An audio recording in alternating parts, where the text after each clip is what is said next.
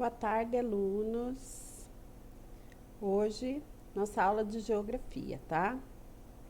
Aulas 5 e 6. Vamos falar sobre o clima. O conjunto de mudanças do tempo constitui o clima de um determinado lugar.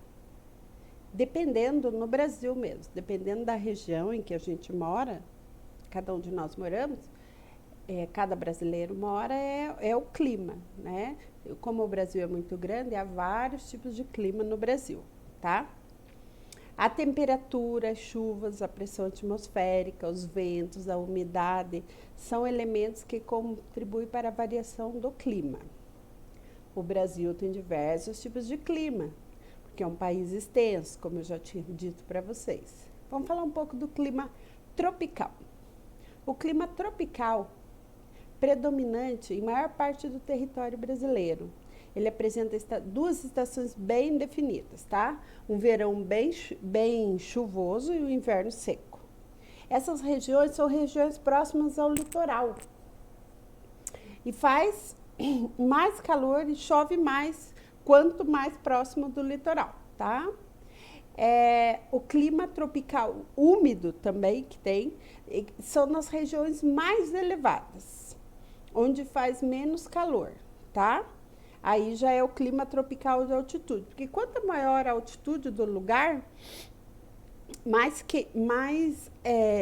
esse lugar a temperatura vai diminuindo. Quanto mais baixo, mais elevada a temperatura. O clima subtropical.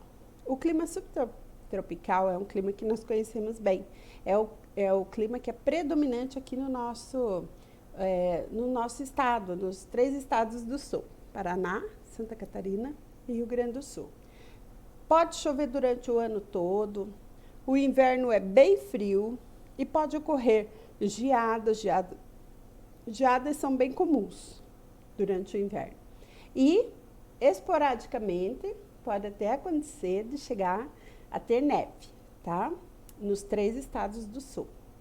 Daí o clima equatorial. O clima equatorial é o clima mais próximo à linha do Equador, né? Lá no norte do Brasil, floresta amazônica, é um clima bem quente, mas muito úmido, com muita chuva durante o ano todo, por causa da floresta, então isso favorece a chuva. O clima semiárido, um clima bem seco, aquele clima do sertão, do nordeste do Brasil. Faz muito calor durante todo o ano todo. E as chuvas são bem poucas, chove aqui, não chove ali. E as chuvas também elas se concentram em poucos meses do ano. Fevereiro, março e abril, tá? E o resto, longos períodos de seca. Então, vocês vão ler novamente o texto acima e responder com muita atenção no caderno essas 6 questões, tá? Que estão aqui. Façam com bastante atenção. Agora vamos para a aula 6. Vamos falar um pouco de relevo. O relevo, ele é um conjunto de diferentes formas da superfície terrestre. Vocês podem observar que a superfície terrestre ela não é igual em todos os lugares. Tem lugares que são mais acidentados, tem lugares que são mais planos, né? Então, vai ficando diferente de um lugar para o outro, diferenciando tanto o relevo quanto a vegetação, tudo isso vai mudando.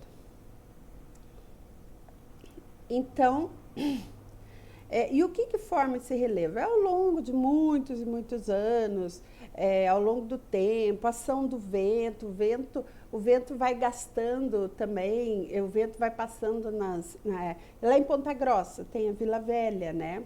Tem a Taça, então é a ação do vento, aquilo ali vai gastando aquelas pedras, vai dando um formato diferente. Como também em lugares onde tem água que vai batendo nas pedras, e aquilo ali vai também, ao longo de muito tempo, vai mudando a aparência daquele lugar. Vamos falar um pouco agora sobre planície. Planície é uma região formada de terreno plano, ó, planície, plano, tá? Planinho. Em geral, baixa altitude, lugar baixo. Os lugares mais baixos são lugares à beira de rios, de lagos, ao nível do mar, que é o mais baixo. Então, são lugares de baixa, planos e de baixa altitude, tá? Aí, o planalto é um lugar plano mais alto, mais elevado em relação às terras vizinhas. Só que ele é plano lá em cima, assim, ó. A região elevada, com topo geralmente plano e a encosta inclinada, chama-se chapada. Montanha, uma grande elevação de terra. O ponto mais alto de uma montanha é o pico. Um conjunto de montanhas, várias montanhas juntas, assim, é uma serra, uma cadeia ou cordilheira. Quando vocês descem para a praia, né, vocês vão pela Serra do Mar. E lá na serra, vocês vão apreciando aquela cadeia de montanhas. O que forma as montanhas? É o movimento da Terra ao longo dos milhares de anos, o movimento das placas tectônicas, vai se movimentando e vão subindo as montanhas. Depressão. Depressão é uma região muito mais baixa em relação às outras terras vizinhas. Aí tem essa gravura aqui. Eu quero que vocês prestem bem atenção nessa gravura, ó. Planalto, lugar plano que fica no alto.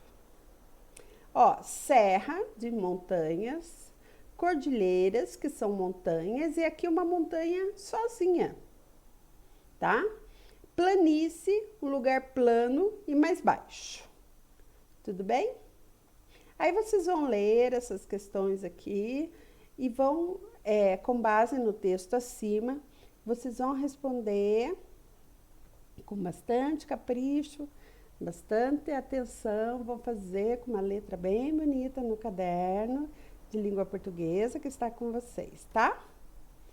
Bom, a ciência que estuda os rios, os lagos, os mares, chama-se hidrografia. A palavra hidro quer dizer água. Então, tudo que está relacionado à água tem o nome hidro. Bom, o rio é uma grande quantidade de água corrente que deságua no mar, em um lago ou até mesmo em outro rio. Então, o rio ele pode seguir o seu curso e ir direto para o mar, ou ele pode seguir o seu curso e vai até um certo ponto, daí ele já entra em outro rio, daí até aqui ele é um rio tal. Ele entrou no outro rio, passou a ser outro rio com outro nome, tá? O lugar onde o rio nasce chama-se nascente ou cabeceira, onde ele lança suas águas e recebe o nome de foz ou embocadouro, tá? O Rio Iguaçu, por exemplo, que é um rio bem importante aqui no estado do Paraná, o Rio Iguaçu nasce aqui na região de Curitiba. Ele vai até Foz do Iguaçu. Lá que é o final do Rio Iguaçu, nas cataratas do Iguaçu, ali termina o Rio Iguaçu, quando ele cai nas cataratas, ele vira outro rio. O lugar onde o rio corre chama-se o leito. As terras banhadas pelas águas do rio chamam-se as margens do rio. Afluentes são rios que desaguam em outros rios. Pequenos cursos de água que são chamados riachos, córregos ou regatos. Lago é uma parte mais baixa do terreno, coberta de água doce ou salgada. E lagoa é um lago pequeno. Algumas lagoas costeiras comunicam-se com o mar, tá? Acontece em locais de praia, que tem a lagoa, daí acontece até durante a maré alta, o mar invade a lagoa, depois a maré baixa, o mar volta e sai da lagoa. Agora vocês vão ler novamente o texto com atenção e vão responder todas essas questões abaixo, tudo bem? Boa aula para vocês, fiquem com Deus, tudo de bom, viu? Beijos!